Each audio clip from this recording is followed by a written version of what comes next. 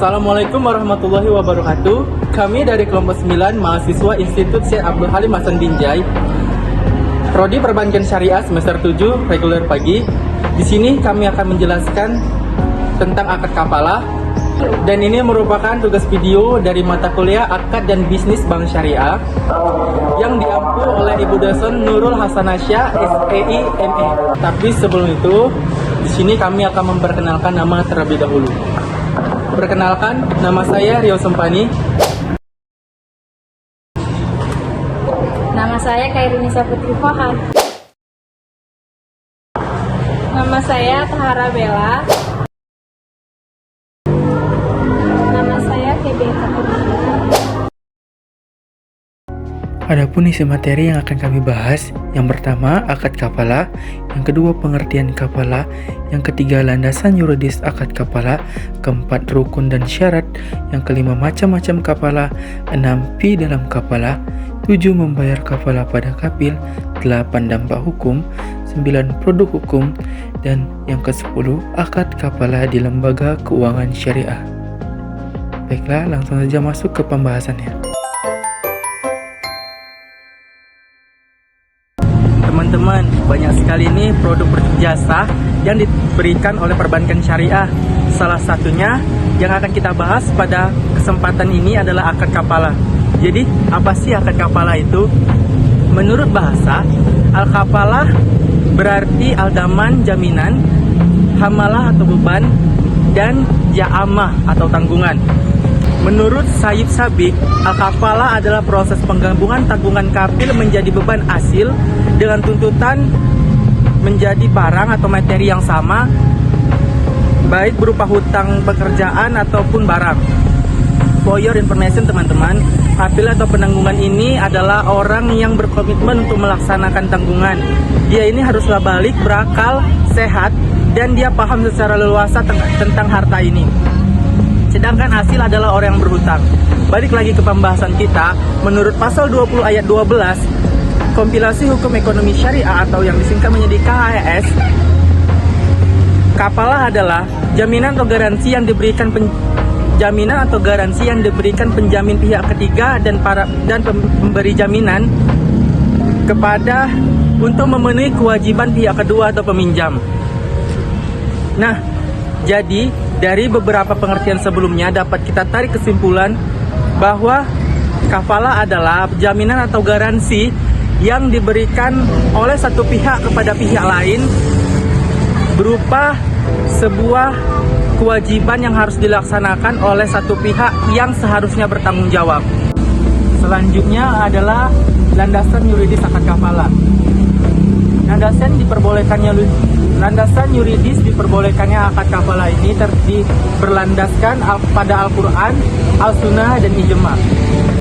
Pada Al-Quran terdapat dalam Quran Surah Yusuf ayat 72 yang berbunyi, A'udzubillahi minasyaitonirrajim, Bismillahirrahmanirrahim. Qalu nafidu suwa'al maliki waliman ja'a bihi ba'iri wa anna bihi jahil.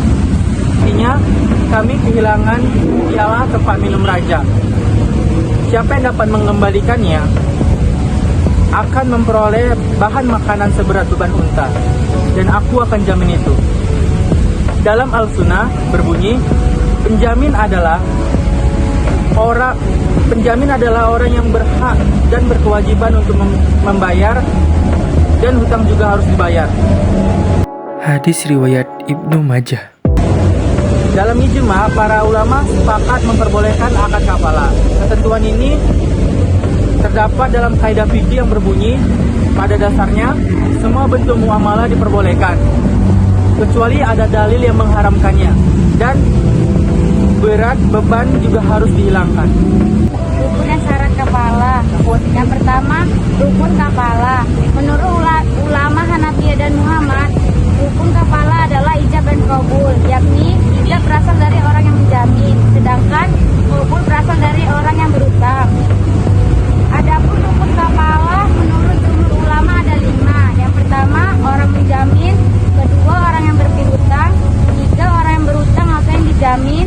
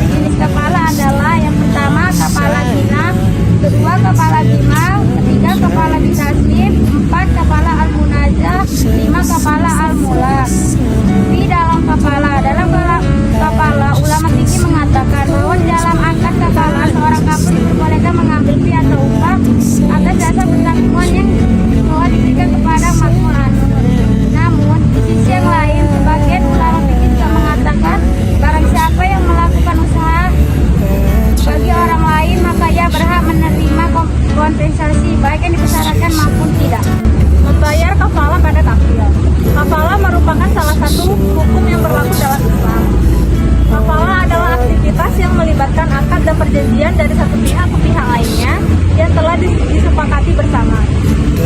Kafalah dapat dilaksanakan dalam berbagai bentuk. Salah satunya adalah mulzah atau tanjis, yaitu tanggungan yang ditunaikan seketika. Dan kafil tidak memiliki hak untuk menunjuk pertanggungan yang telah ditetapkan. Namun, pihak yang ditanggung hanya memberi hutang berhak untuk membatalkan kesepakatan kepada secara sepihak. Dampak hukum dari akad kafalah, yaitu diperbolehkan secara umum. Kafalah tidak berlaku untuk urusan hukuman perdana. Produk hukum kafalah di dalam konteks hukum Indonesia telah ditemukan beberapa produk yang berkaitan dengan kafalah, baik dalam bentuk peraturan perundang-undangan maupun dalam bentuk fatwa yang dikeluarkan oleh MUI. Akad kafalah di lembaga keuangan syariah. Adapun fasilitas yang diterapkan dalam penerapan kafalah ini yaitu satu, bank garansi, yaitu surat jaminan yang diterbitkan oleh bank untuk menjamin pihak ketiga atas permintaan nasabah. Yang kedua, letter of credit, merupakan instrumen yang diterbitkan oleh bank untuk memperlancar transaksi perdagangan internasional. Yang ketiga, kartu kredit syariah, yaitu alat pembayaran dengan menggunakan kartu yang dapat digunakan untuk melakukan pembayaran atas kewajiban yang timbul dari suatu kegiatan ekonomi. Demikianlah pembahasan kami tentang akad kafalah. Kami mohon maaf apabila ada kesalahan kata. Terima kasih. Wassalamualaikum warahmatullahi wabarakatuh.